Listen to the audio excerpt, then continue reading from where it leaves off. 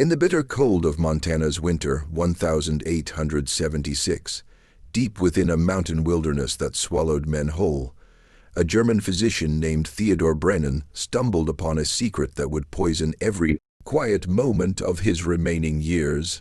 Inside a forgotten cabin sitting 23 miles from the nearest human soul, he uncovered medical records chronicling 5 generations of calculated inbreeding within a single Irish family.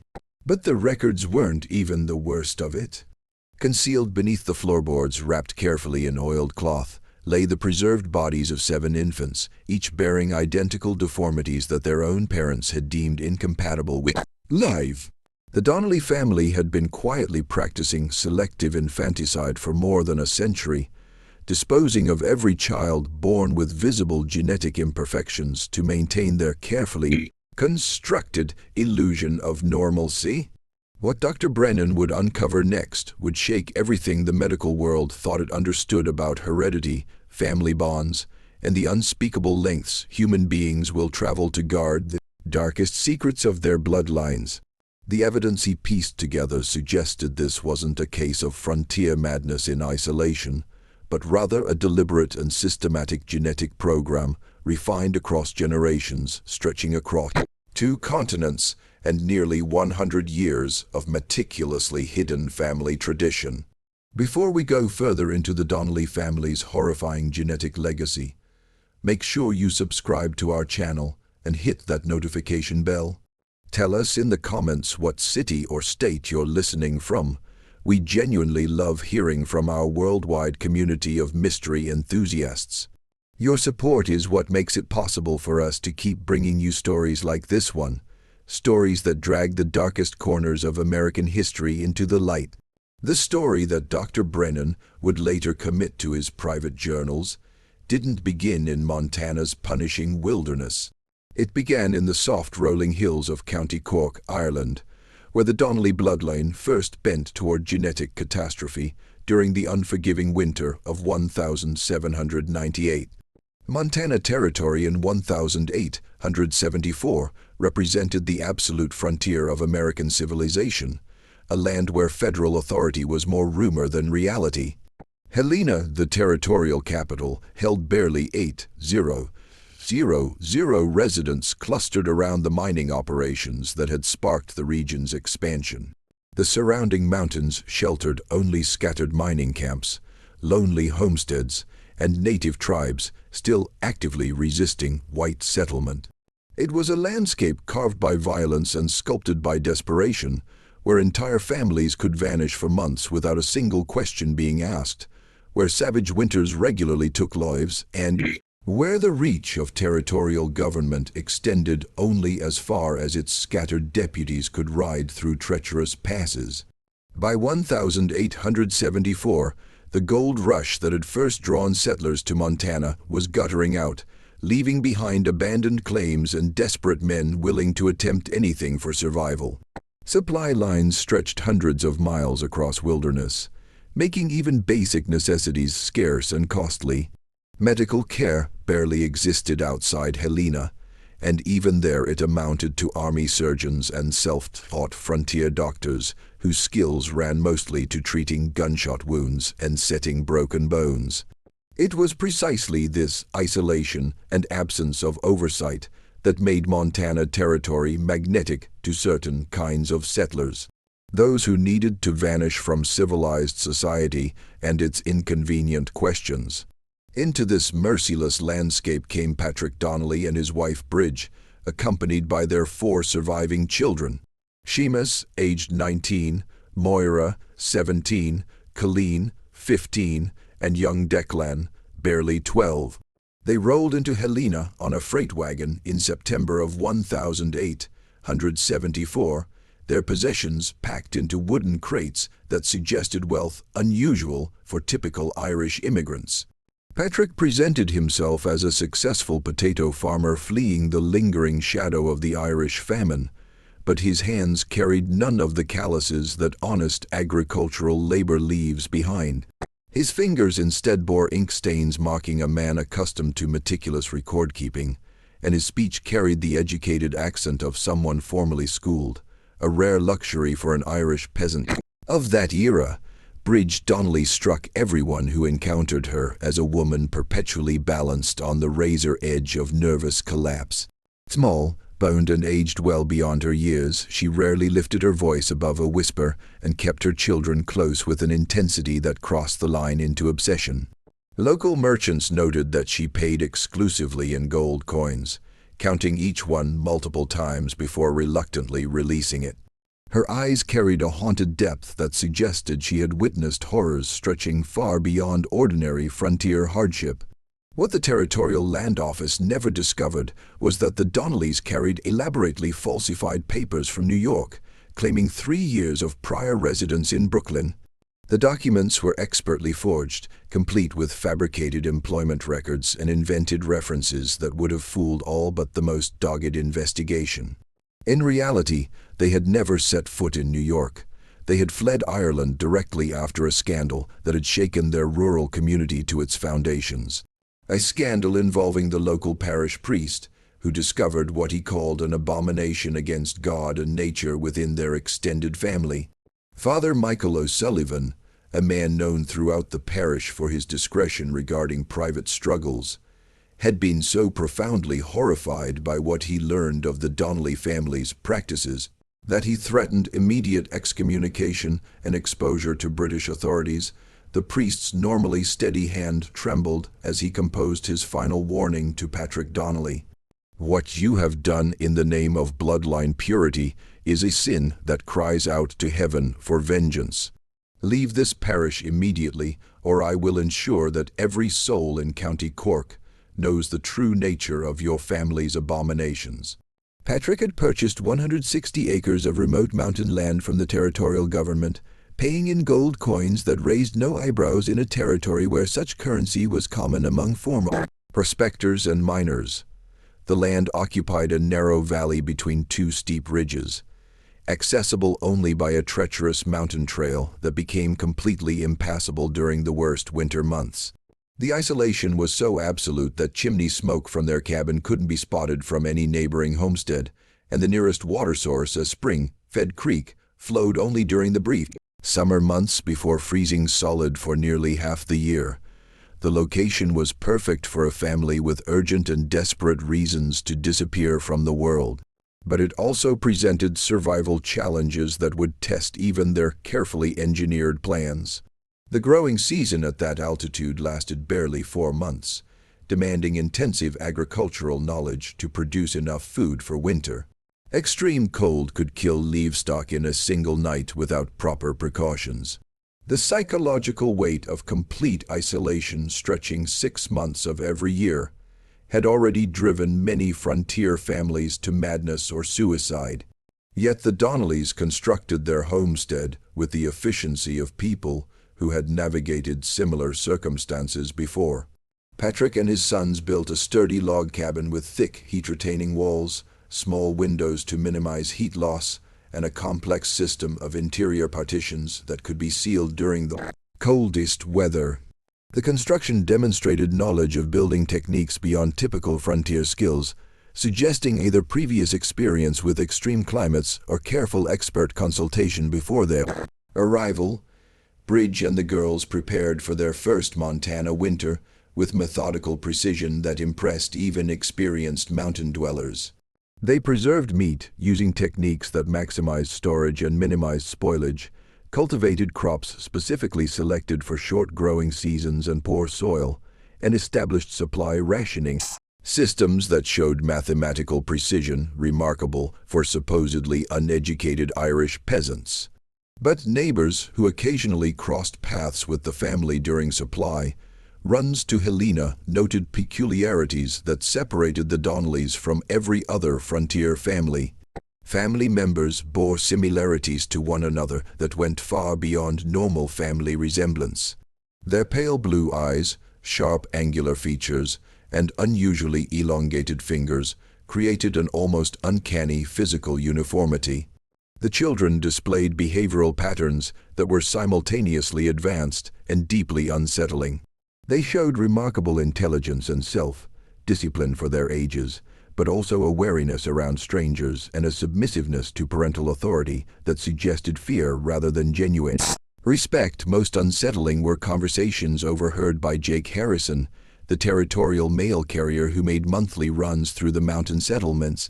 The family spoke frequently in Irish Gaelic, but even when using English, their discussions contained references to maintaining the purity of the line, the strength that comes from proper breeding, and the sacrifices necessary for family advancement. These weren't the typical preoccupations of frontier families struggling for basic survival. They hinted at deeper and far more disturbing motivations behind their isolated existence. The first unmistakable signal that something was seriously wrong with the Donnelly family surfaced in March of 1875, when the spring thaw finally opened the mountain passes after 6 months of absolute isolation. Jake Harrison, making his first mail delivery since the previous October, arrived at their cabin and immediately sensed that something terrible had unfolded during those long, sealed winter months. The cabin itself showed signs of recent alterations. Fresh boards covered what appeared to be holes in the walls, new chinking filled gaps that suggested violence or struggle, and the ground surrounding the building showed evidence of significant digging despite the frozen earth. Most disturbing was the smell that saturated the entire homestead, a sickly sweet odor that Harrison recognized from years of frontier experience as the unmistakable signature of death and decay. Bridge Donnelly met him at the door, so dramatically changed in appearance that Harrison initially failed to recognize her. The woman who had arrived in Montana just 6 months earlier as a nervous but relatively healthy frontier wife now looked haggard and hollow-eyed, her hands trembling with what appeared to be chronic anxiety. Her clothing hung loose over a frame that had shed significant weight, and her hair had gone prematurely gray at the temples. When she attempted to speak, her voice cracked as if she hadn't used it in weeks. The winter was difficult. She managed to whisper, glancing nervously toward the cabin interior. "We lost. We had complications." Harrison found the family in the middle of what appeared to be a difficult birth, with Bridge in active labor attended only by her teenage daughter Moira. But what he witnessed that March afternoon would later become critical evidence in understanding the family's dark history. The scene unfolded with a clinical precision suggesting extensive previous experience with identical situations. The infant that emerged was clearly malformed, its spine curved in an unnatural S shape, its left arm terminating in a clubbed hand with only 3 fingers, its head disproportionately large with a pronounced sloping forehead indicating severe developmental abnormalities. The child's breathing was labored, and its cries carried a weak, muffled quality suggesting internal complications beyond the visible deformities. But what disturbed Harrison most wasn't the infant's condition, it was the family's reaction to it, rather than grief, panic, or frantic effort to help that he would have expected from parents facing such a tragedy. He observed what he later described as cold, calculated assessment in their eyes. Patrick and Bridge exchanged loaded glances, while speaking in rapid Irish Gaelic that Harrison couldn't follow. Their tone suggested not shock or anguish, but the calm discussion of predetermined procedures for handling a familiar situation. "The child won't survive the week," Patrick announced with clinical detachment, though the infant's breathing appeared relatively strong and its cries, however weak, suggested basic vitality. "Mountain air is too harsh for one so delicate. It's God's mercy, really. Better to take them young than let them suffer." Harrison offered to ride immediately to Helena for a doctor, emphasizing that even severely deformed infants sometimes survived with proper medical attention. Patrick refused with a firmness that brooked no argument, his pale blue eyes hardening with authority that carried an implicit threat. "We know how to handle our own troubles," he said, placing a possessive hand on his wife's shoulder. "It's the Lord's will that some children aren't meant for this world." Interfering with divine judgment would be a sin against nature itself. The religious justification struck Harrison as rehearsed, as if Patrick had delivered similar explanations many times before. There was also an unmistakable undercurrent of menace in his tone, suggesting serious consequences for anyone who might interfere with the family's private handling of the situation. Seamus and young Declan, who had been working outside during the birth, returned to the cabin wearing expressions showing no surprise at finding their mother in labor, or their newest sibling obviously deformed. This wasn't the first time they had witnessed such a scene. When Harrison returned 2 weeks later with a routine mail delivery, the infant was gone. Bridge met him at the door with red-rimmed, completely dry eyes, the look of a woman who had exhausted her capacity for grief rather than someone experiencing fresh loss. "Lost the baby 3 days after you left," she reported in a voice emptied of emotion. "Buried him behind the cabin next to the others." Next to the others, that phrase sent ice through Harrison's spine. Behind the cabin, he now noticed for the first time, stood a row of small wooden crosses marking freshly turned earth. He counted 4 graves, all too small for adult burials, all marked with crude dates spanning the past 8 months. The implications were staggering. The Donnellys had lost multiple infants during their first year in Montana, losses that had never been reported to territorial authorities as required by law. The graves themselves looked wrong to Harrison's experienced eye. The disturbed dirt showed a pattern suggesting hasty, panicked work rather than the careful burial of beloved children. The crosses were uniform in size and construction, as if prepared in batches rather than crafted individually for each loss, and the spacing between graves suggested systematic planning rather than random tragedy.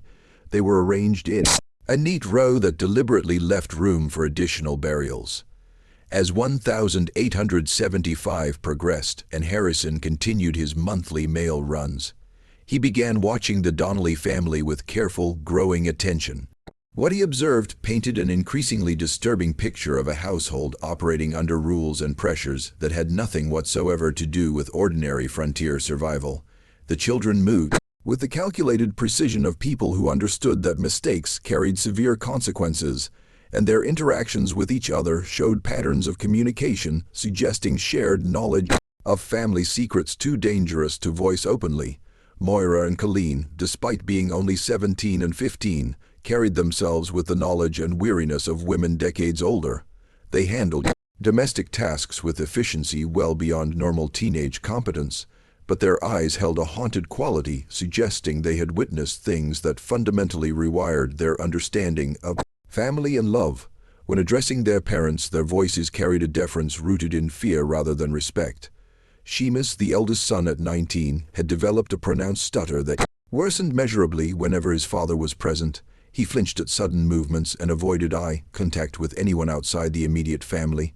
Most troubling was his response to questions about family life. He would begin answering normally, then catch himself mid-sentence and fall silent, as if suddenly remembering consequences for revealing family information to outsiders. Young Declan appeared the most outwardly normal of the children, but Harrison once caught him staring at the small cemetery behind the cabin with an expression of pure terror rather than sadness. When asked about his deceased siblings, the boy responded, "Sometimes babies aren't right, and Father says God doesn't want them to suffer. But sometimes I think maybe God didn't decide." The child immediately clapped his hand over his mouth as if realizing he had said something catastrophically forbidden, and he refused to speak another word during Harrison's entire visit. Most chilling were the conversations Harrison sometimes overheard when approaching the cabin quietly through the forest. The family spoke frequently about keeping the line pure, maintaining the strength of the blood, and the sacrifices our ancestors made to preserve what matters. They used Irish phrases Harrison couldn't translate, but the tone suggested rituals or traditions reaching far deeper than ordinary family customs. There were references to the others back home, what happened to the weak ones, and most horrifyingly, discussions of which children show the signs and how to handle the imperfect ones. These conversations painted a portrait of a family operating according to beliefs and practices that predated their arrival in Montana by many years, possibly generations. The isolated mountain homestead wasn't simply a refuge from civilization. It was a deliberately chosen location where the family could continue traditions that would be impossible to sustain under the scrutiny of normal community life. As 1875 deepened into its brutal winter months, the Donnelly family's isolation became absolute once more. Snow sealed the mountain passes from November through March, cutting them off entirely from the outside world for the second consecutive year. But it was during this second period of sealed isolation that the true nature of their genetic legacy began manifesting in ways that would eventually draw territorial authorities and shock even the frontier's most hardened residents. Dr. Theodore Brennan, the territorial physician who would later investigate the family, had arrived in Helena in October of 1875, carrying medical texts and knowledge representing the cutting edge of hereditary science. A graduate of University of Vienna with additional training in both Berlin and Edinburgh, Brennan had studied under physicians just beginning to unravel the mechanisms of genetic inheritance. His medical library contained works by Francis Galton and other pioneers of what would later become known as genetics, giving him knowledge that wouldn't reach common medical understanding for decades. Brennan had come to Montana Territory not for adventure or profit, but to escape a professional scandal in Europe. His research into hereditary traits had led him to conclusions about human breeding that his colleagues found profoundly disturbing, and his vocal advocacy for controlled reproduction to improve the human species had made him persona non grata in respectable medical circles. The frontier offered him anonymity and the freedom to pursue his scientific interests without institutional oversight. Ironically, the very same freedom that had drawn the Donnelly family for their own deeply disturbing purposes. During the winter of 1875 to 1876, Brennan received his first suggestion that something was seriously amiss in the mountain valleys when Jake Harrison arrived at his Helena office in February, having risked the dangerous winter trail to seek medical consultation. Harrison described phenomena that defied his 8 years of Montana wilderness experience. Strange lights visible from the Donnelly cabin at unusual hours of the night, smoke patterns suggesting fires burning at abnormal times and temperatures, and most troubling of all, sounds carrying across the frozen landscape during the dead still of winter nights. "Doctor," Harrison said, his weathered face creased with genuine worry and confusion, "I've been carrying mail through these mountains for 8 years. I know the difference between ordinary frontier hardship and something genuinely wrong. What I'm hearing from that cabin in the dead of winter, it's not the sound of people dealing with ordinary troubles. There's crying that goes on for hours, then stops so suddenly it's like someone threw a switch. And there's singing, if you can call it that doesn't sound quite human. The melody is wrong, like it's meant for voices that don't work the same way ours do." Harrison also reported visual phenomena that troubled his practical frontier sensibilities. The Donnelly cabin showed lights burning at times when fuel conservation should have been critical for survival. The patterns of illumination suggested activities requiring sustained light during the darkest hours of the night, activities completely inconsistent with normal family routines. Most disturbing were the occasions when Harrison glimpsed figures moving outside the cabin during blizzard conditions that should have made any outdoor activity impossible. Figures that seemed unusually tall or moved with gaits that didn't look entirely human in the shifting snow and shadows. Brennan's medical instincts were immediately aroused by Harrison's account, but the winter weather rendered any journey to the Donnelly homestead absolutely suicidal. The mountain passes were buried under snow depths that would have killed any traveler. The Donnelly family had never once requested medical assistance despite the obvious health problems Harrison had described. Instead of attempting a fatal winter journey, Brennan began researching Irish immigration records and territorial archives, searching for any available information about the family's background and previous medical history. What he discovered raised far more questions than it answered and painted a picture of systematic deception, suggesting the family's problems reached far deeper than simple frontier hardship.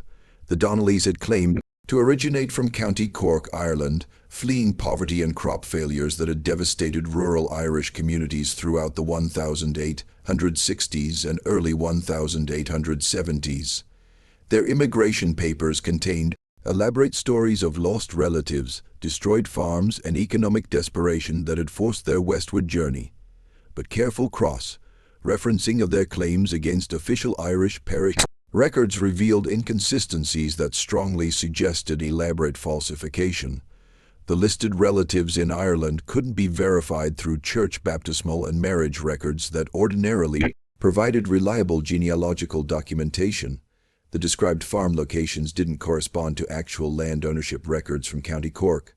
Most troublingly, their stated reasons for immigration, crop failures and poverty, bore no relationship to the significant quantity of gold they had used to purchase their Montana property, finance transcontinental transportation, and establish their isolated homestead. More disturbing still were reports Brennan discovered buried in New York immigration files, documents that officials had apparently failed to properly follow up. A family named Donnelly had indeed passed through Ellis Island in 1874, but they had been flagged by medical inspectors for concerning physical characteristics among the children that suggested possible genetic abnormalities. The medical report described developmental irregularities consistent with hereditary defects and noted that the parents had grown increasingly aggressive and evasive when questioned about their family medical history. The immigration medical inspector, Dr. Samuel Morrison, had recommended the family be detained for extended medical evaluation. His recommendation had been overruled by administrative officials prioritizing the processing of Ellis Island's overwhelming immigrant volume. Morrison's notes suggested his concerns extended beyond medical abnormalities. He had observed behavioral patterns in the family indicating systematic concealment of information relevant to public health and safety. As Brennan dug deeper into available records, he discovered references to families named Donnelly scattered across other American communities, families that had arrived at different periods but showed strikingly similar behavioral patterns. A Donnelly family in Pennsylvania had attracted local authorities' attention in 1871 for unusually high infant mortality rates. Another Donnelly family in Ohio had been investigated by county officials in 1873 for possible child neglect, though the investigation collapsed when the family abruptly relocated without leaving any forwarding information. The pattern strongly suggested that the Montana Donnelly weren't isolated criminals, but part of a larger network of related families sharing similar practices and moving frequently to evade official scrutiny. The implications were staggering. If these were all branches of the same extended family, their genetic manipulation and systematic infanticide might have been practiced across multiple states, involving dozens of victims spanning many years. As spring approached and the mountain passes began clearing, Brennan found himself increasingly consumed by the mystery of the Donnelly family. His professional training told him that isolated populations routinely developed genetic problems due to limited breeding pools, a well-documented phenomenon in remote communities throughout human history. But something about this particular family suggested a pattern far more deliberate and systematic than simple geographic isolation could explain. The combination of Harrison's disturbing observations, the suspicious immigration records, and the evidence of possible connections to similarly named families in other states convinced Brennan that the Donnellys represented something unprecedented in his entire medical experience, a family that had deliberately chosen to pursue genetic experimentation on their own children, regardless of the consequences for those children or for the broader human community. When the spring thaw of 1876 finally cleared the mountain trails, Dr. Brennan made the decision to visit the Donnelly homestead personally, framing the visit as routine medical services for an isolated frontier family. What he found there would fundamentally alter his understanding of human nature, genetic science, and the catastrophic lengths people will travel to preserve multigenerational family secrets. The journey to the Donnelly cabin required a full day of punishing travel through terrain that seemed specifically chosen for its inaccessibility. The trail wound through dense forest, across unstable creek beds, and up steep mountain slopes that would have challenged even seasoned horsemen. The isolation was so complete that Brennan encountered no other travelers, no signs of neighboring homesteads, and no evidence that anyone else had used the trail in months. The cabin itself appeared deceptively ordinary from the outside, well-built, well-maintained, surrounded by signs of careful farming and successful animal husbandry suggesting a family adapting competently to frontier life. The immediate surroundings showed evidence of hard work and intelligent land management, carefully tended vegetable gardens, efficient livestock shelters, and water management systems demonstrating sophisticated agricultural knowledge. but Brennan's medically trained eye immediately registered troubling details that most visitors would have missed entirely. The family cemetery behind the cabin contained far too many graves for a family claiming to have lost only occasional infants to harsh frontier conditions. Brennan counted 11 wooden crosses, all marking plots clearly too small for adult burials, all carved with dates showing deaths occurring at suspiciously regular intervals rather than the random clustering typical of epidemic disease or severe weather casualties. The graves were arranged in neat rows suggesting systematic planning rather than desperate responses to unexpected tragedies. More disturbing was the evidence of recent expansion in the cemetery area. Fresh tool marks on surrounding trees and recently displaced earth suggested that additional grave sites were being prepared in advance, preparations implying the family anticipated future deaths rather than hoping desperately to avoid them. The crosses marking existing graves showed similar construction and weathering patterns, as if manufactured in batches rather than individually crafted for each deceased child. Patrick Donnelly met him at the cabin door with a mixture of frontier hospitality and barely concealed wariness that immediately set Brennan's professional instincts on edge. The family patriarch had aged dramatically since Harrison's previous descriptions. His hair had gone completely white despite his apparent age of 45, and deep lines cut his face in patterns suggesting chronic stress rather than normal aging. His hands trembled slightly whenever he believed no one was watching, and his eyes held the haunted quality Brennan recognized from patients enduring severe psychological trauma. "We don't need a doctor here," Patrick said with forced firmness, though his voice carried less conviction than his words suggested. "We've always handled our own troubles, just as our families did in the old country. Bringing outsiders into family matters only complicates situations better resolved through traditional methods." Bridge appeared behind her husband, and Brennan was stunned by the extent of her physical deterioration since Harrison's earlier descriptions. The woman who had given birth just over a year ago now looked gaunt and hollow-eyed, her frame so depleted that her clothing hung over protruding bones like fabric draped over a skeleton. Her hands showed a constant tremor indicating either neurological problems, chronic malnutrition, or psychological stress severe enough to produce physical symptoms. When she attempted to speak, Patrick silenced her with a sharp look that conveyed years of practiced dominance and consequences for disobedience that extended far beyond normal marital authority. But it was the children who delivered the most disturbing evidence of the family's dark secrets and profoundly abnormal existence. Moira, now 18, was clearly pregnant again. Her condition advanced enough to suggest conception during the isolated winter months, when no outsiders could possibly have been present. The implications of this timing, combined with the family isolation and unusual genetic patterns, raised questions that Brennan found both professionally and personally devastating.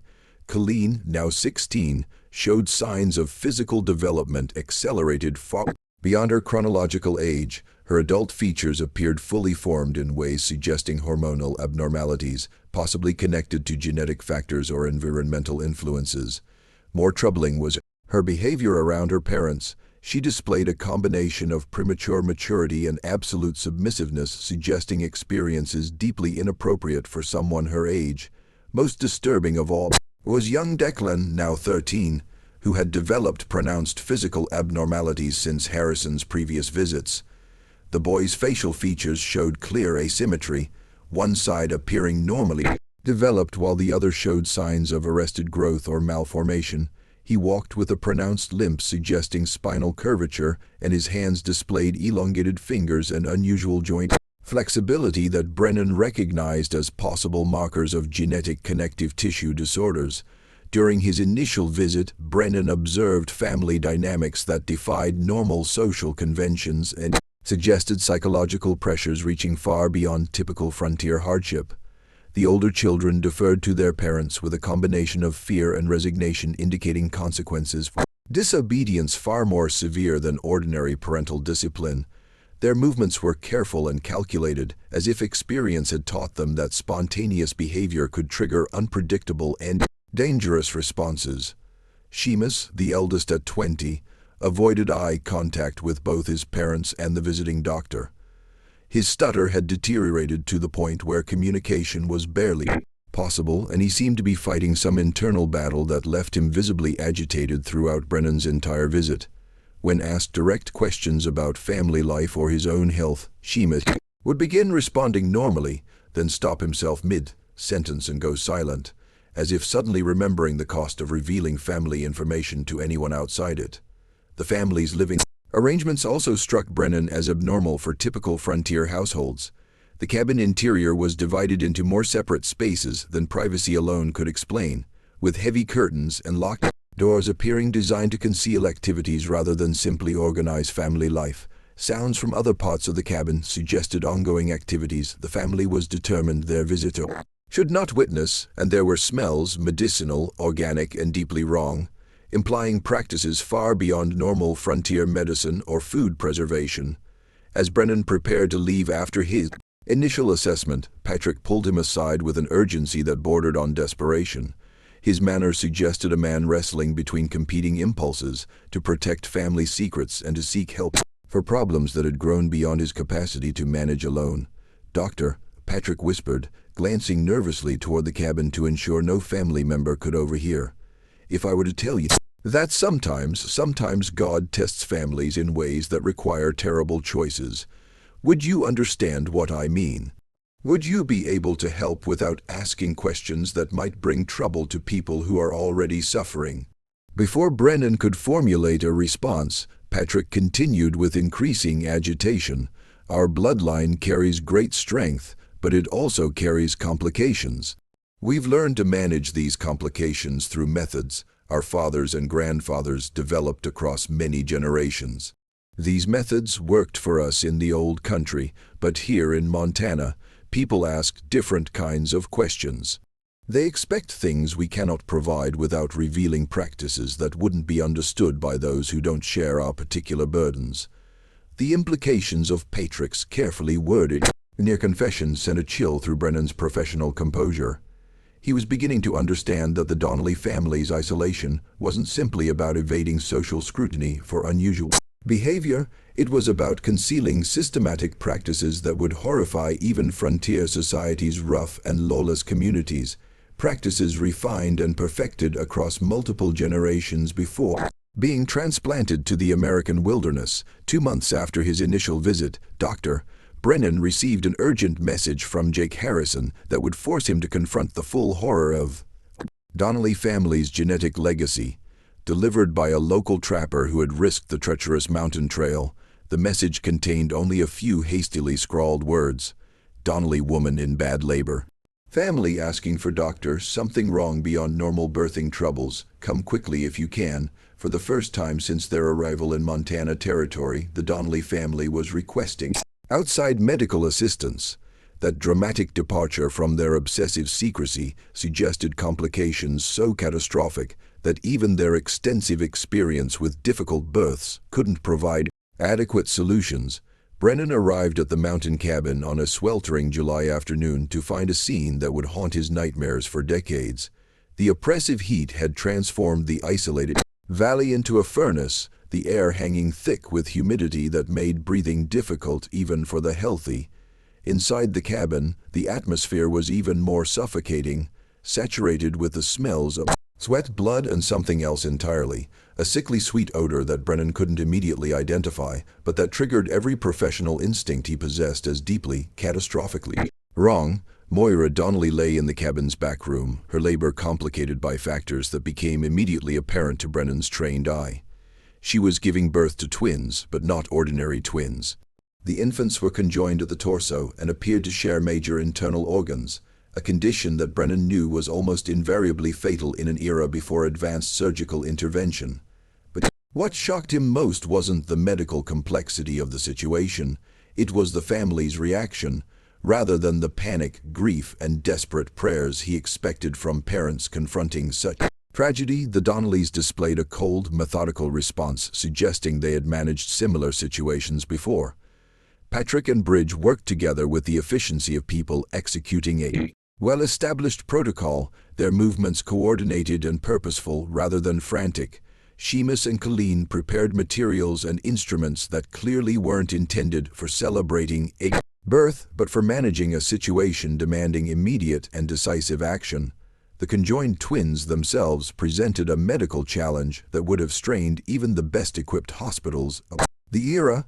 They shared not only external tissue connections, but appeared to have integrated cardiovascular and nervous systems, making separation impossible with 1,876 medical technology.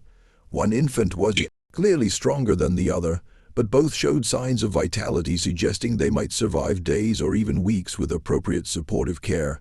"Doctor," Patrick said with a clinical detachment that chilled Brennan's blood, "we need you to tell us honestly whether they can be separated. Whether there's any medical procedure that might allow one of them to survive as a normal child."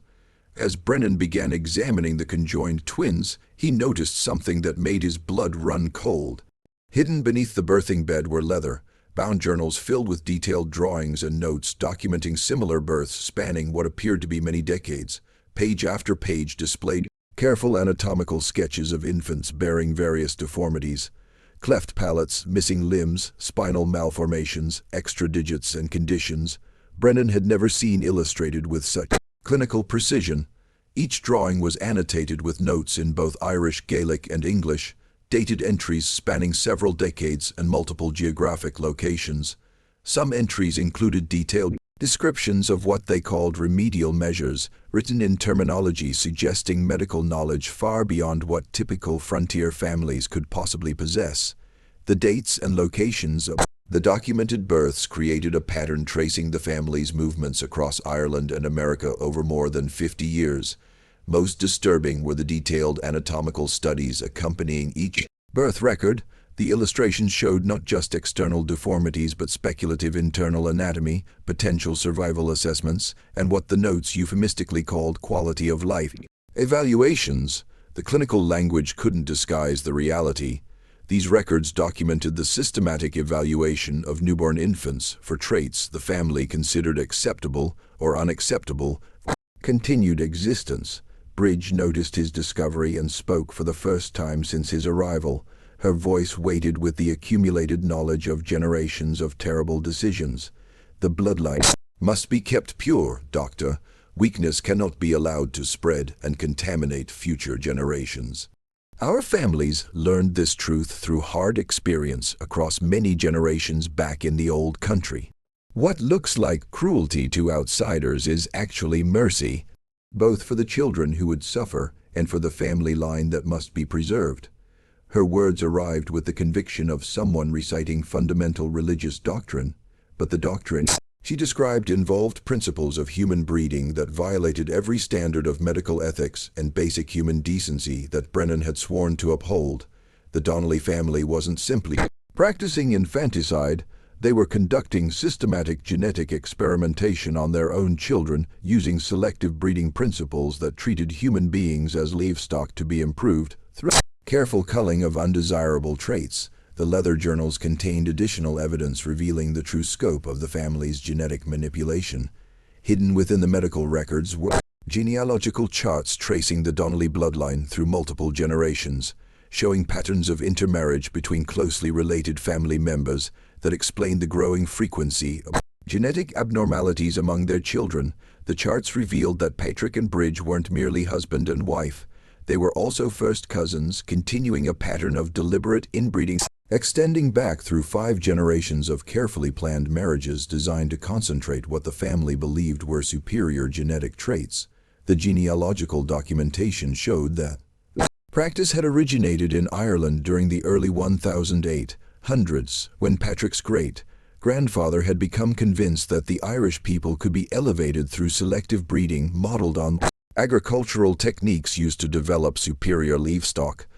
The family had justified their systematic inbreeding through a twisted interpretation of biblical genealogies and pseudoscientific theory about racial superiority that had gained currency among certain educated European classes during that era. As Brennan continued examining the twins and studying the family's records through the night, the true scope of the Donnelly family's genetic manipulation became terrifyingly clear.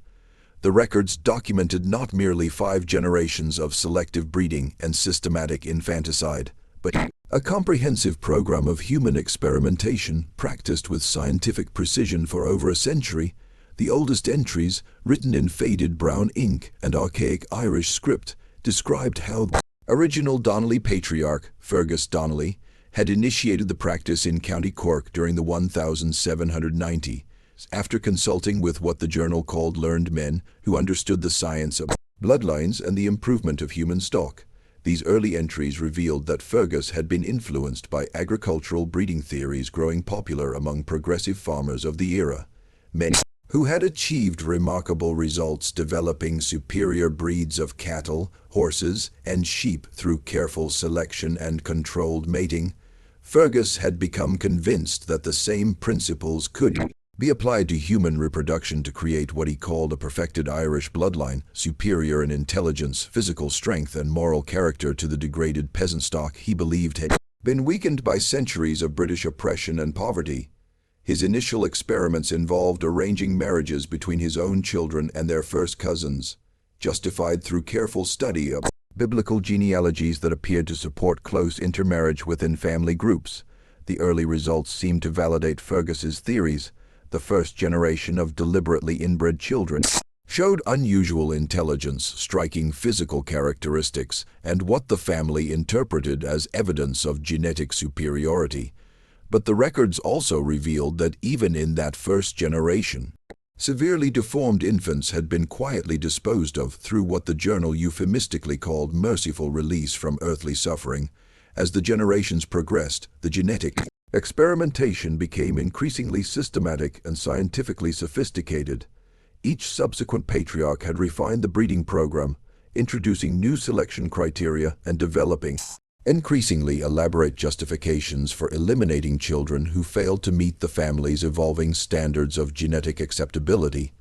The journals contained detailed discussions of traits considered desirable: pale blue eyes, angular facial features, unusual height, mathematical aptitude, and traits warranting immediate elimination, visible physical deformities, intellectual disability, and what the family called behavioral irregularities.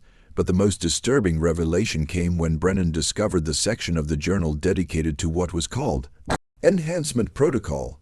The entries described systematic attempts to accelerate the concentration of desired traits through increasingly close breeding relationships. Patrick's generation represented the culmination of this process. He and Bridge were not merely first cousins, but the products of 4 previous generations of deliberate inbreeding designed to maximize the expression of what family considered superior characteristics. The protocol had achieved its intended results in certain respects.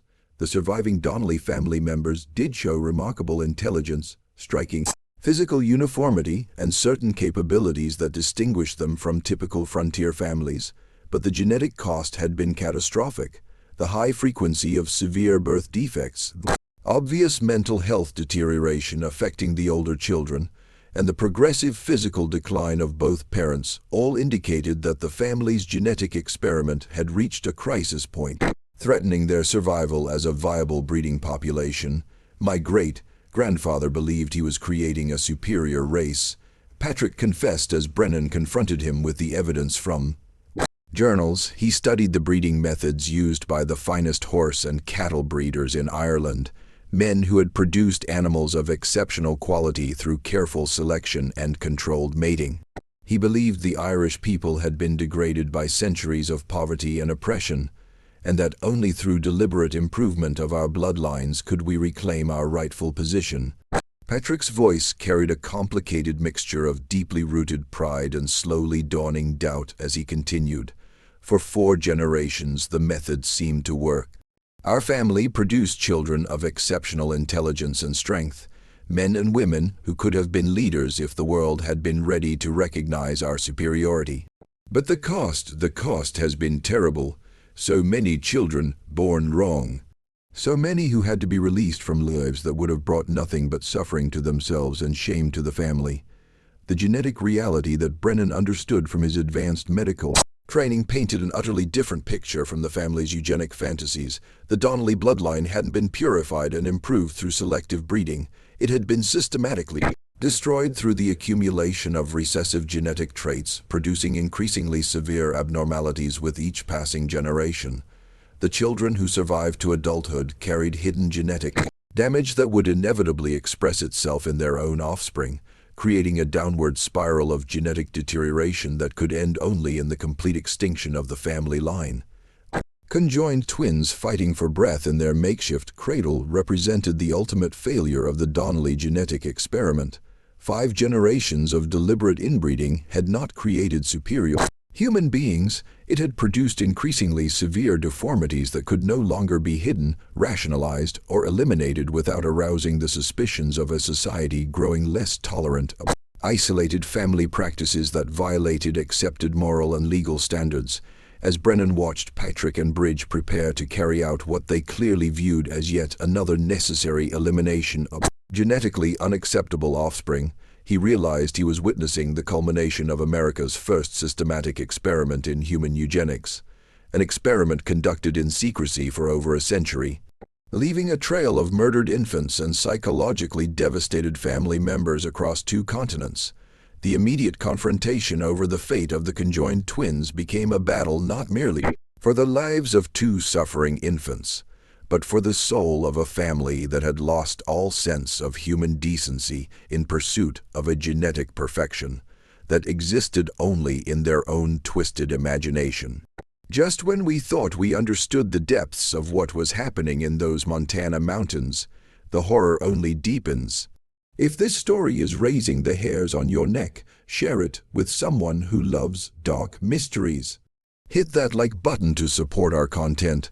Subscribe if you haven't already, and let's discover together what happened next in this chilling tale of genetic manipulation and family secret, spanning generations of deliberate human experimentation.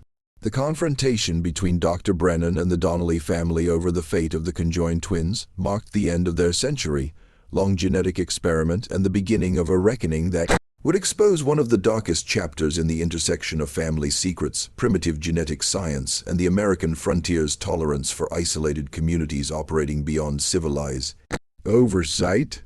Brennan's intervention, backed by his authority as territorial physician and his explicit threat to summon federal marshals if the family harmed the twins, forced the Donnellys to acknowledge that their isolated practices could no longer be sustained in an increasingly connected American society, where unusual infant mortality rates and suspicious family dynamics would inevitably attract official attention that geographic isolation alone could no longer deflect.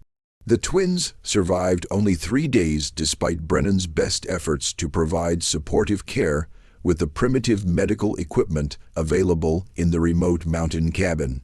Their shared cardiovascular system proved incapable of sustaining life, and they died quietly during the pre-dawn hours of Brennan's 3rd day at the homestead.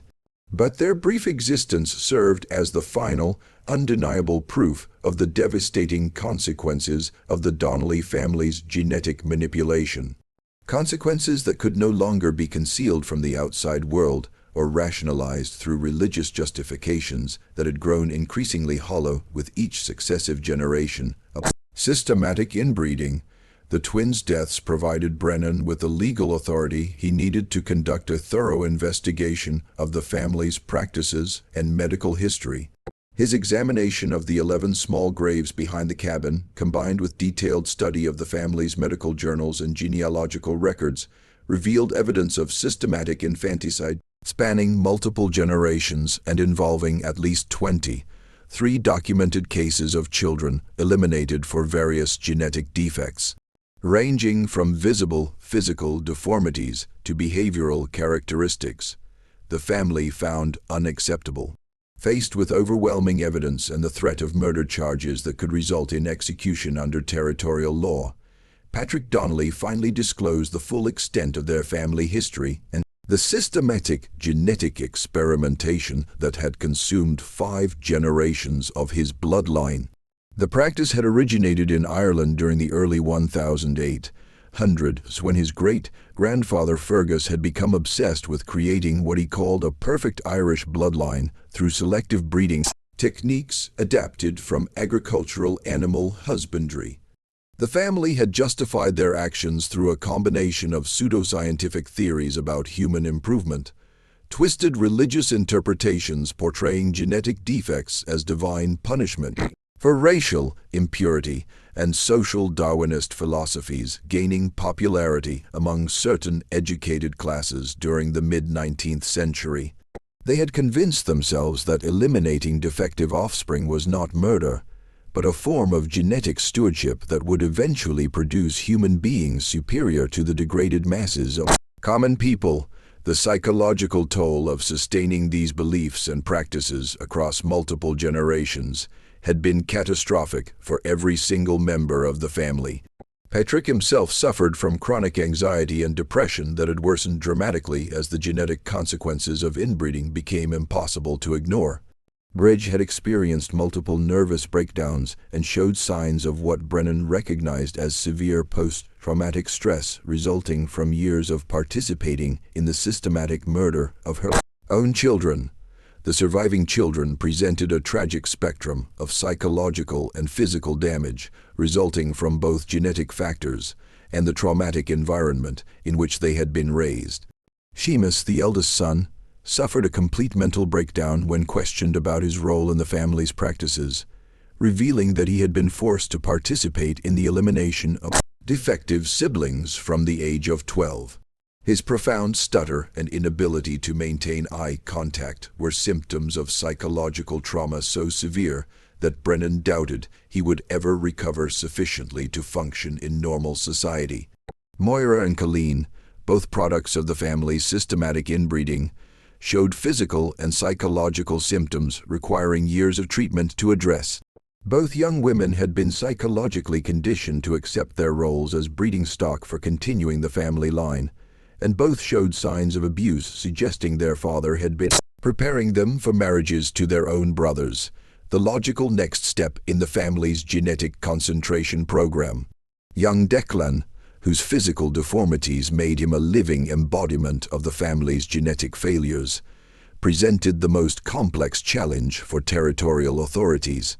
His progressive conditions required ongoing medical attention, but his psychological state had been so severely damaged by years of witnessing infanticide and abuse that he posed potential danger to himself and others. The boy disappeared one night from territorial custody, vanishing into the Montana wilderness without leaving any trace that would allow authorities to determine his fate. The legal proceedings against Patrick and Bridge Donnelly were complicated by the unprecedented nature of their crimes and the territorial justice system's complete lack of experience with cases involving systematic genetic experimentation and generational patterns of infanticide.